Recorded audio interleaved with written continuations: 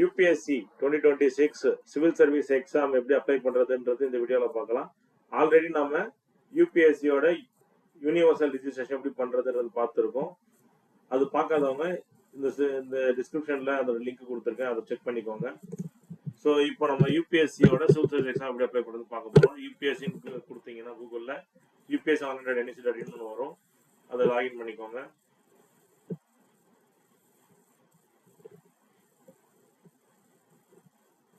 So apply for examinations அப்படின்னு இருக்கு, அதை கிளிக் பண்ணிக்கலாம். ப்ரொசீட் லாகின் கொடுங்க. ஏற்கனவே நீங்கள் வந்து யூசர் நேம் அதெல்லாம் கிரியேட் பண்ணி வச்சிருப்பீங்க, அதை யூஸ் பண்ணி லாகின் பண்ணிக்கலாம். எய்தர் மொபைல் நம்பரோ இல்லைனா வந்து யூனிக் ரெஜிஸ்ட்ரேஷன் நம்பரோ அது இமெயில் ஐடி கொடுத்தோம் நீங்கள் லாகின் பண்ண முடியும்.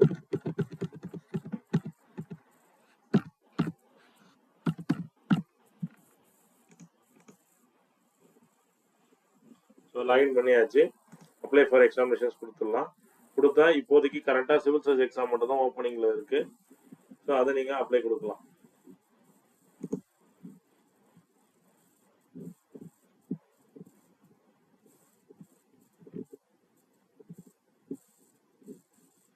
ஸோ ஆல்ரெடி நம்ம இதெல்லாம் முடிச்சிட்டோம்.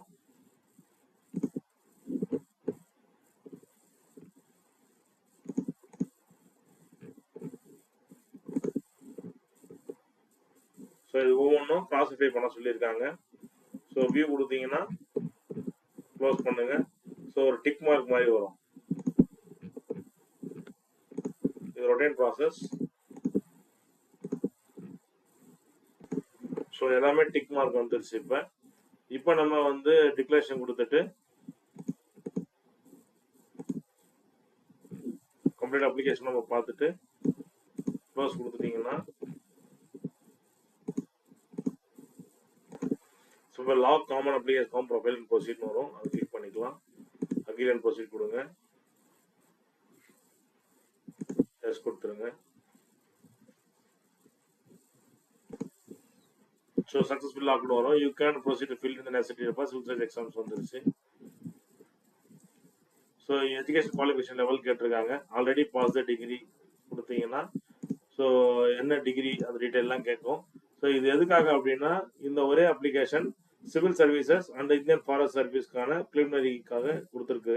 ஸோ அது வந்து இதோட எலிஜிபிலிட்டி பேஸ் பண்ணி தான், என்ன கிராஜுவேஷன் பேஸ் பண்ணி தான் அந்த எலிஜிபிலிட்டியில் ஒரு ஃபிட் ஆகும். ஸோ எந்த எக்ஸாமுக்கு நீங்கள் அப்ளை பண்ணணும் அப்படின்னு கேட்குது. ஸோ நான் வந்து யூஸ்வலாக either civil service Indian forest service ரெண்டுத்துல ஏதாவது ஒன்று மட்டும் தான் சூஸ் பண்ண ரெக்கமெண்ட் பண்ணுவோம். என்ன காரணம் அப்படின்னா இந்தியன் ஃபாரஸ்ட் சர்வீஸ்க்கு கட் ஆஃப் வந்து கொஞ்சம் அதிகமாக இருக்கும், ஏன்னா வேகன்சி குறைவுன்றதால அதில் ஹை கட் ஆஃப் உண்டு. அது மாதிரி இருக்கும்போது நீங்கள் கொஞ்சம் ரிஸ்க் எடுத்து அதிகமான கொஸ்டின்ஸை செலக்ட் பண்ண வேண்டியது இருக்கும். பட் சிவில் சர்வீஸ் எக்ஸாமுக்கு அந்த மாதிரி ஹை ரிஸ்க் எடுக்க வேண்டிய அவசியம் கிடையாது. So Indian forest service target பண்ணி சிவில் சர்வீஸ் கிடைக்காம போனவங்க நிறைய பேர் உண்டு. ஸோ அதனால ஏதாவது ஒரு சாய்ஸ் மட்டும் உங்களுக்கு வந்து சூஸ் பண்ண சொல்லி நான் ரெக்கமெண்ட் பண்ணுறேன். ஸோ இங்கே சிவில் சர்வீசஸ் அப்ளை பண்ணுறோம். ஸோ நோட்டிஃபிகேஷன்ஸ் படிச்சாச்சான்னு கேட்குறாங்க, எஸ் கொடுங்க. அதே மாதிரி இப்போ எஜுகேஷன் ப்ரிஸ்கிரைப் குவாலிஃபிகேஷன் இருக்கானா எஸ் கொடுத்துருங்க. டிகிரி சர்டிஃபிகேட் நம்பர் என்டர் பண்ணிடுங்க. ஸோ என்னைக்கு டிகிரி வந்தது அப்படின்னு கேட்டிருக்காங்க, அதான் கொடுத்துருங்க. மார்க் சிஸ்டம் சிஜிபிஏவா இல்லை ஜிபிஏவா இல்லை பர்சன்டேஜ் ஆஃப் மார்க்ஸா என்னன்றது எல்லாம் கொடுத்துருங்க. பர்சன்டேஜ் என்டர் பண்ணிடுங்க. ஸோ நெக்ஸ்ட் என்ன class, first class, second class, first class with distinction, அதை இங்கே கொடுத்துடலாம். ஸோ இது வந்து உங்களோட டிகிரி சர்டிஃபிகேட்ல இருக்கும். காலேஜ் நேம் கேட்டிருக்கிறாங்க.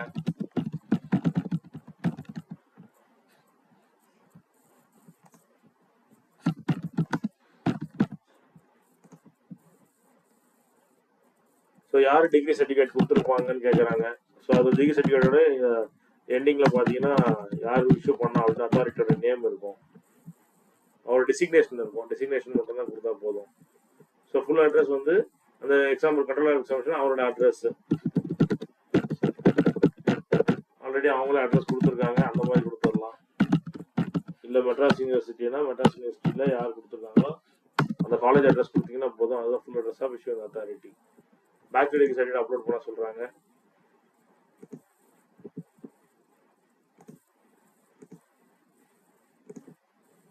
இது வந்து பேச்சுலர் அண்டர் ஸ்கோர் சர்டிஃபிகேட் அப்படிதான் சேவ் பண்ணியிருக்கணும்.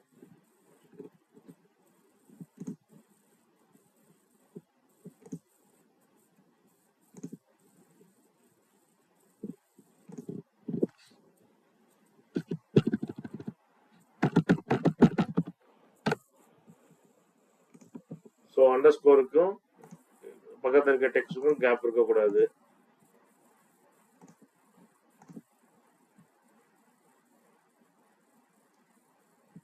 ஸோ டிகிரி சர்டிஃபிகேட் அப்லோட் பண்ணியாச்சு.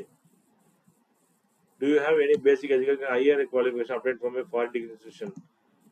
நோ கொடுத்துருக்கோம். ஏன்னா நம்ம ஆல்ரெடி காமன் அப்ளிகேஷன் ஃபார்ம்ல கொடுக்கும் போதே எல்லாம் ஃபாரின் டிகிரி எதுவும் இல்லைன்ற மாதிரி தான் கொடுத்துருக்கோம்.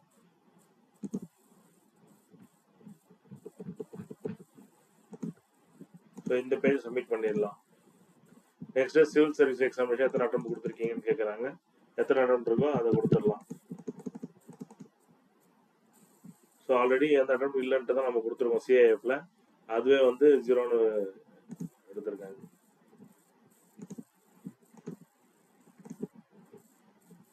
Next, language medium of the examination of paper 1 to 5. So, என்ன லாங்குவேஜில் பேப்பர் 1 to 5 எழுத போகிறோம் அப்படிங்கிறதையும் கொடுக்கணும். பேப்பர் 1 to 5 அப்படிங்கிறது எஸ்ஏ, அதுக்கப்புறமா GS1, GS2, GS3, GS4. So டோட்டலாக 5 பேப்பருக்கு ஆனால் லாங்குவேஜ் என்னன்றது கேட்டிருக்காங்க. ஸோ தமிழ்நாடு கேண்டிடேட்ஸ் தமிழ் இல்லைனா இங்கிலீஷை சூஸ் பண்ணலாம். ஆனால் கொஸ்டின் கண்டிப்பாக இங்கிலீஷ் அண்ட் ஹிந்தியில் தான் இருக்கும். ஸோ நெக்ஸ்ட் ஆப்ஷனல் சப்ஜெக்ட் என்ன சூஸ் பண்ண போறோம் அப்படின்னு கேட்டிருக்கிறாங்க. ஸோ நான் இங்கே பப்ளிக் அட்மினிஸ்ட்ரேஷன் கொடுத்துருக்கேன். உங்களுக்கு என்ன லாங்குவேஜ் வேணாலும் நீங்கள் கொடுத்துக்கலாம், இல்லை சப்ஜெக்ட் ஸ்பெஷலைசேஷன் வேணாலும் கொடுத்துக்கலாம். So language medium for option subject வந்து இங்கிலீஷ் கொடுக்குறோம். ஏன்னா already medium of paper 1 to 5 நான் இங்கிலீஷ் கொடுத்ததால இங்கே இங்கிலீஷ் தான் வருது. ஸோ அருணாச்சல் பிரதேஷில் இருக்கிறவங்களுக்கு நோ அப்படின்றாங்க.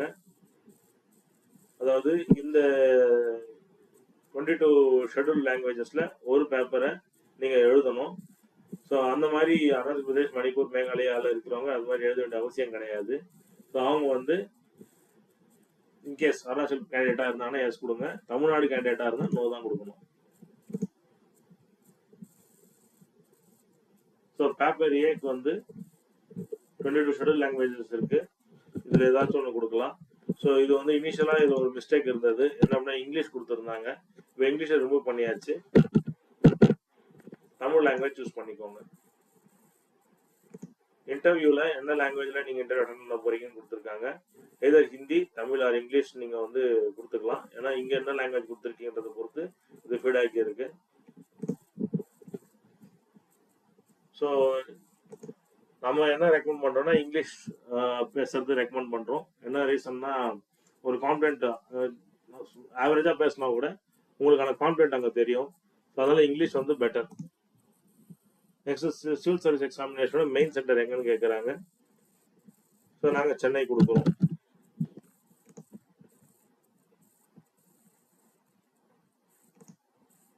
நெக்ஸ்ட் எஸ் கொடுத்துடலாம். அப்ளிகேஷனுக்கு ஆர்டர் ஆஃப் ப்ரிஃபரன்ஸ் கேட்டிருக்காங்க. எந்த சர்வீஸ் ஃபர்ஸ்ட் ஆப்ஷன் அப்படின்னு சொல்லிட்டு கேட்டிருக்காங்க. ஸோ இது ரொம்ப கேர்ஃபுல்லான ஏரியா. சில பேர் வந்து பேஷனுக்காக இந்தியன் போலீஸ் சர்வீஸ் சூஸ் பண்ணுவாங்க, சில பேர் இந்தியன் அட்மினிஸ்ட்ரேட்டிவ் சர்வீஸ் சூஸ் பண்ணுவாங்க, இல்லை சில பேர் IFS Indian foreign service choose பண்ணுவாங்க. ஸோ அவங்களுக்குன்னு சொல்லிட்டு சாய்ஸ் இருக்கலாம். இங்கே ஆல் இந்தியா சர்வீஸ் அப்படிங்கிறது IAS அண்ட் IPS ரெண்டு தான் ஆல் இந்தியா சர்வீஸ். இது இல்லாமல் இந்தியன் ஃபாரஸ்ட் சர்வீஸ் வந்து ஆல் இந்தியா சர்வீஸ், அது தனி எக்ஸாம், அதுக்கான மெயின் எக்ஸாம் செப்பரேட். ஸோ எங்களோட ப்ரிஃபரன்ஸ் வந்து இந்தியன் அட்மினிஸ்ட்ரேட்டிவ் சர்வீஸ் ஃபர்ஸ்ட் ஆப்ஷனும், ரெண்டாவது Indian foreign service, third option வந்து Indian police service, next fourth option வந்து இந்தியன் ரெவன்யூ சர்வீஸ்க்கு கொடுக்குறோம், அதில் இன்கம் டேக்ஸ். நெக்ஸ்ட் கஸ்டம்ஸுக்கு option 5. Next Indian audit and account service, அதுக்கப்புறம் இந்தியன்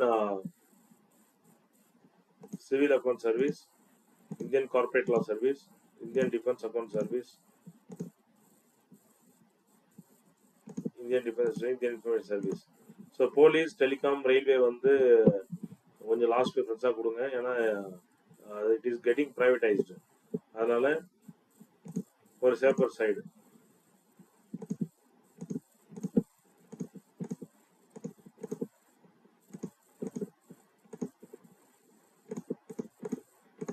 ஸோ இதுக்கப்புறம் இருக்கிறது group B services.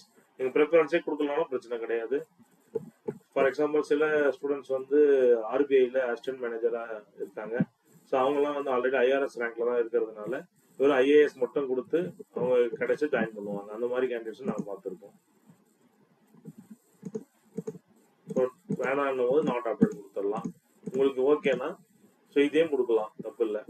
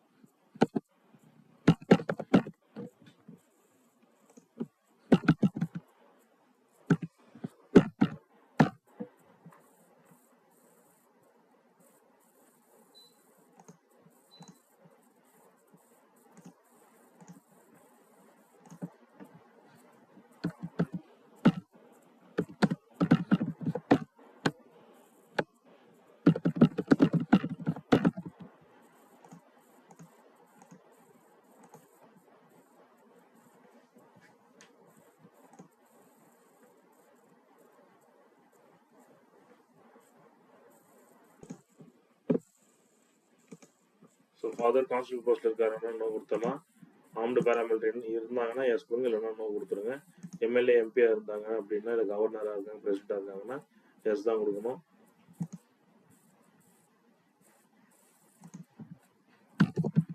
Professional of mother கரெக்டாக கொடுத்துருங்க.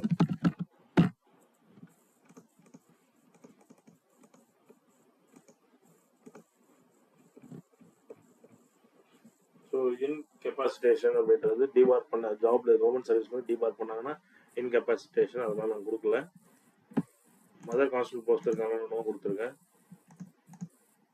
பேராமிலிட்டரி என்கிட்ட நோ கொடுத்துருக்கேன். அக்ரிகல்ச்சர் லேண்ட் இருக்கானா நான் நோ கொடுத்துருக்கேன். எஸ்னா நீங்கள் இதெல்லாம் ஃபில் பண்ணணும். ஸோ அப்பாவோட ஆனுவல் இன்கம் லாஸ்ட் 3 இயர்ஸ்க்கு எடுத்துக்கிறாங்க. ஸோ சேலரிலேருந்து எவ்வளோ வந்திருக்கு, அக்ரிகல்ச்சர் எவ்வளோ வந்திருக்கு, இல்லை income from other sources. Other சோர்ஸ்னால் ரெண்டல் இல்லை ஏதாச்சும் ஒரு இன்வெஸ்ட்மெண்ட்ஸ்லேருந்து வந்திருக்கிறது ஒரு இதில் கணக்கு வரும்.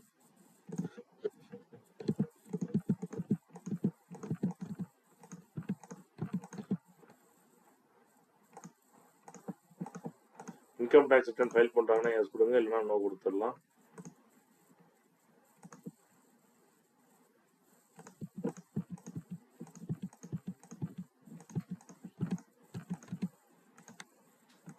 அம்மாவை இன்கம் டேக்ஸ் ரிட்டர்ன் ஃபைல் பண்ணலாம்னா நோ கொடுங்க. இன்கம் டேக்ஸ் ஃபைல் பண்ணாங்கன்னா எஸ் கொடுங்க. எஸ் கொடுத்து அந்த டைமில் வந்து நீங்கள் ஐடிஆர்ஸ் வந்து அப்லோட் பண்ண வேண்டியது இருக்கும் லாஸ்ட் 3 இயர்ஸ். இது என்ன ரீசன்னா, ஈவன் தமிழ்நாடு கேண்டிடேட் சில பேர் வந்து ஒரு 2-3 இயர்ஸ் பேக் பேன் பண்ணப்பட்டாங்க. எதனாலனா செலக்ட் ஆகி ரெக்கமெண்ட் ஆகி அதுக்கப்புறம் வந்து அவங்களை டிபார் பண்ணாங்க. ஸோ அவங்க ஓபிசி வந்து இது ரொம்ப தப்பாக காட்டியிருக்காங்கன்னு சொல்லிட்டு.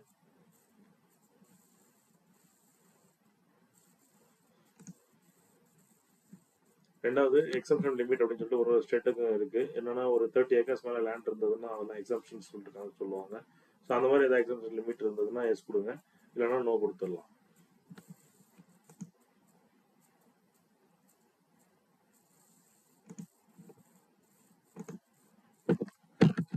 டிக்ளரேஷன் கொடுக்கணும்.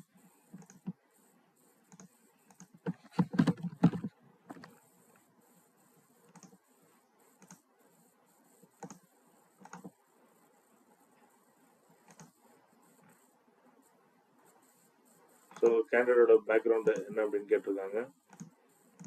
எங்கே படித்தாரு, டவுனில் படித்தாரா, இல்லை டிஸ்ட்ரிக்ட் ஹெட் குவார்ட்டர்ஸில் படித்தாரா, இல்லை ஸ்டேட் கேபிட்டலில் படித்தாரா, ஒரு வீடு எப்படி, லாஸ்ட் 15 இயர்ஸில் வீடு எங்கே இருக்குது, எஜுகேஷன் என்ன லாங்குவேஜில் படித்தாரு, காலேஜ் லெவலில் என்ன லாங்குவேஜ் படித்தாரு, என்ன மாதிரியான இன்ஸ்டியூஷன் ப்ரைவேட்டில் படித்தாரு, கவர்மெண்ட்டில் படித்தாங்களா. ஸோ இது வந்து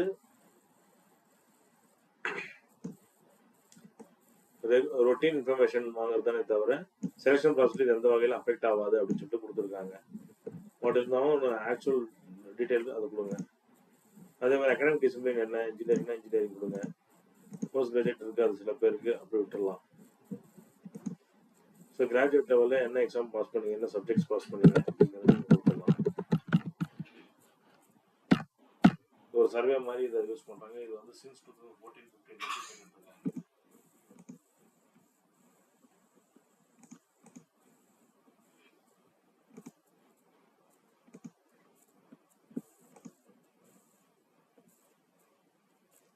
ஸோ இதுக்கு முன்னாடி எதாவது எக்ஸாம் அப்ளை பண்ணியிருக்கீங்கன்னா என்ன எக்ஸாம் அப்ளை பண்ணியிருக்கீங்க, எத்தனை டைம் நீங்கள் குவாலிஃபை ஆயிருக்கீங்க, அது டீட்டெயிலாக கொடுக்கணும். எதுக்கு சிவில் சர்வீஸை வந்து ப்ரிஃபர் பண்ணுறீங்க அப்படின்னு சொல்லிட்டு கேட்டிருக்காங்க. ஸோ இது உங்களுக்கு என்ன தோணுதோ அதை கொடுங்க. இது எந்த வகையில் செலெக்ஷனை பாதிக்காது.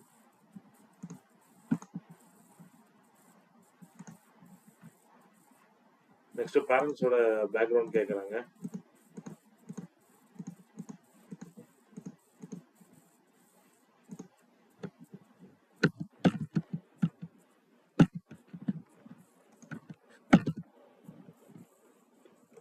ஸோ சிவில் சர்வீஸ் எக்ஸாம் பற்றி எப்படி உங்களுக்கு தெரியும் அப்படின்னு கேட்குறாங்க.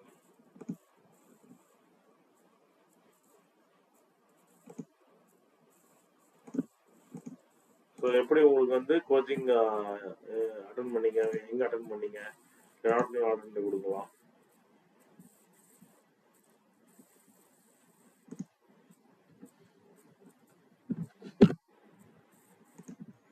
எத்தனோட குவாலிஃபை ஆயிருக்கீங்க, மெயின்ஸ் எத்தனோட குவாலிஃபை ஆகிருக்கேன்னு கேட்டிருக்காங்க. இதுக்கு முன்னாடி என்ன ஆப்ஷனல் சப்ஜெக்ட் சூஸ் பண்ணீங்கன்றது கேட்டிருக்காங்க.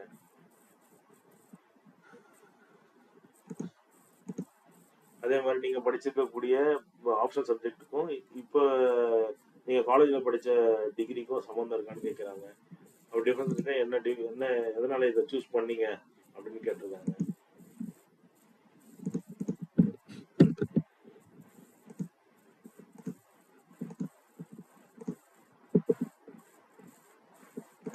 பிலிம்ஸ் எக்ஸாம் சென்டர் கேட்குறாங்க. நம்ம சென்னை சூஸ் பண்ணுறோம்.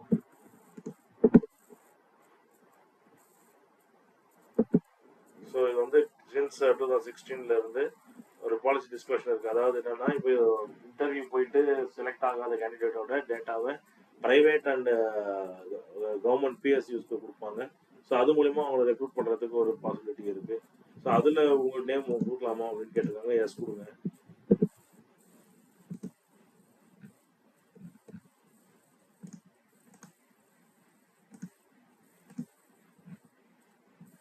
ஸோ இதுக்கப்புறம் ஆன்லைன் ஃபீஸ் பேமெண்ட் பண்ணீங்க அப்படின்னா உங்களோட அப்ளிகேஷன் ப்ராசஸ் முடிஞ்சிடும்.